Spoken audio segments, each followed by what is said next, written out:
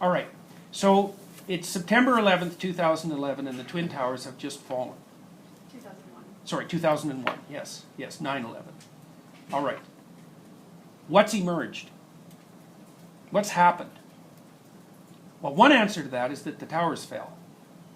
But it's a very, very poor answer, because that was an unknown unknown, I would say. And it traumatized people. I mean, everyone, even in Toronto, walked around in shock for about 2 days after that. And the reason for that was that we didn't know what fell. The buildings fell. But the thing is, the buildings aren't isolated. Like, they're not some abandoned building standing out there in the middle of the field in a barren wasteland in the middle of an abandoned country. They weren't buildings exactly. They were only buildings at the most superficial level.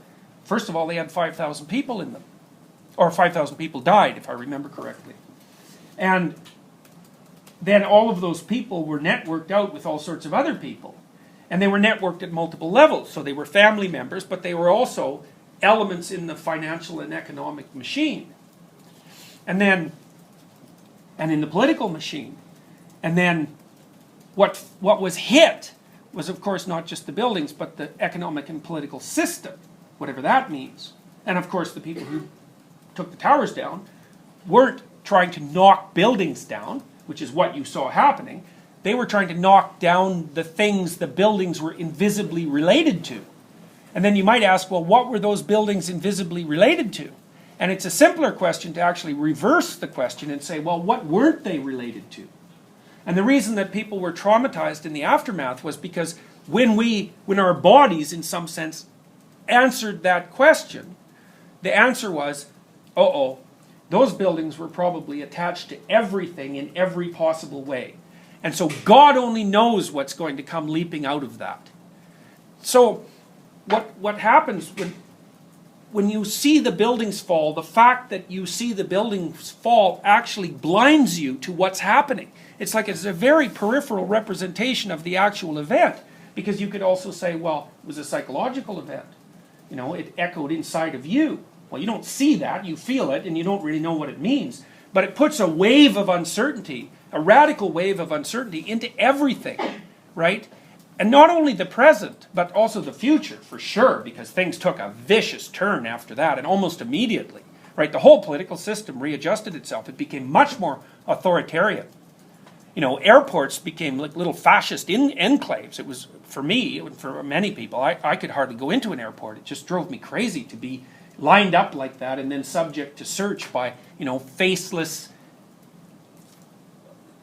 what do you say? They're faceless representations of the paranoid state. It's like, God, that's a horrible thing to have to encounter. It's a bloody horrible thing to train people to get accustomed to. It's really dangerous to train people to accept that sort of thing.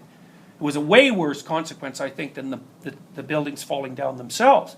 But so that was one thing that happened. What else happened? Well, the $1 trillion surplus that was projected by the Clintons at the end of Bill Clinton's presidency, which was the prediction for the next 10 years, that the economy was moving along so well that the U.S. government was going to have a $1 trillion surplus over the next 10 years, turned into a $4 trillion deficit. So that happened. Well, and then we got tangled up even worse in the Middle East, and of course that I think has probably got worse as time's gone on rather than better, and we have no idea where that's going to end. You know, I mean, Russia's involved now, and Russia rattled nuclear weapons at Turkey the other day. You know, even though Turkey's their largest trading partner and a member of NATO. You know, and then, you know, 1 million refugees flooded into Europe, and God only knows what's going to happen as a consequence of that. It's like, and it's not like the people who planted the bomb didn't know that. Like, here's what they thought. They thought, oh, the Soviet Union, that was the second greatest power on earth, and then they waded into Afghanistan. And they got tangled up in a terrorist war, and oh, poof, 10 years later they didn't exist. It's like, maybe we could do the same thing to the United States. It's like, well, who knows? Maybe you could. I mean, they certainly reaped. The response to the 9/11 disaster was, in my opinion, much more expensive than the disaster itself. I mean, one of the things that's quite horrifying is that, here's one statistic. Nobody flew in the aftermath of 9/11 for a while. Like airplane flight bookings were way down. More people died in car accidents because of not flying than were killed in the bombings. Now, no one ever noticed that because people are being killed on the highway all the time, right? So it's like, it's background noise as far as we're concerned. But, you know, it's a really good example of how not only do you know what the event, not know what the event is, you can't even tell who the event killed. And so it's your apprehension of that when it occurs that paralyzes you. And that's the dragon of chaos, roughly speaking. That's an unknown unknown. It's like all of reality, all of the multiple levels of reality that exist around you are all of a sudden altered in an incomprehensible manner. And then you could say that, well, what happened was the alteration of that reality. That is what happened. It's that you could only perceive it, essentially, as the explosion in the building and the consequent collapse. And so you might say that, well, the Twin Towers were brought down. It's like, that's such a low-resolution representation of what happened that it barely begins to describe that event. And so it's that invisible background of complex interrelationships, like a very, very complex melody, that's always going on around you. And as long as it works, you don't even notice it. What happens is it manifests itself as predictable and desirable order, which you can understand, and which is the reason we have predictable and desirable order. This room is configured so that you can walk into it without being afraid. And what that means is that it's a radically simplified version of reality. You know, and you can see that. I mean, it's even got padded walls, you know, and that's to stop the sound bouncing so that it won't annoy you. You know, I mean, it's warm, it's comfortable, it's sort of neutral, so it fades into the background. Everyone here is civilized beyond belief. You know, you hear about the radical individualism of the West. I think of all the nonsense I've ever heard, that's got to be the most nonsensical. We're so bloody obedient that it's insane. If you go to Edmonton at 3 o'clock in the morning and watch pedestrians, they will stop at the don't walk light and wait until it turns green. Now, the roads are wide, and so they, you know, but it's still the case. It's like, really?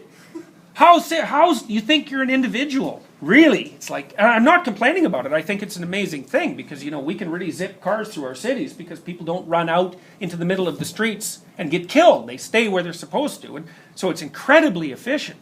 But we're so obedient and well-behaved that it's beyond.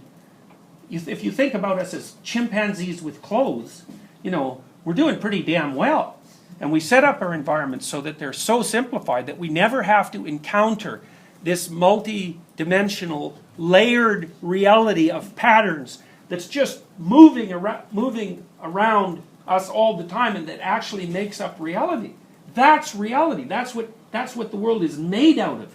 That's a way different way of thinking about it than to think about the world as made up, say, of atoms. Because you think that way, you just think, well, it's like marbles in space, you know? And of course, atoms aren't marbles, and everyone knows that, and God only knows what they are. But that's still the image, that's the metaphor of reality. But that's not what reality is. It's an insanely patterned orchestra of phenomena.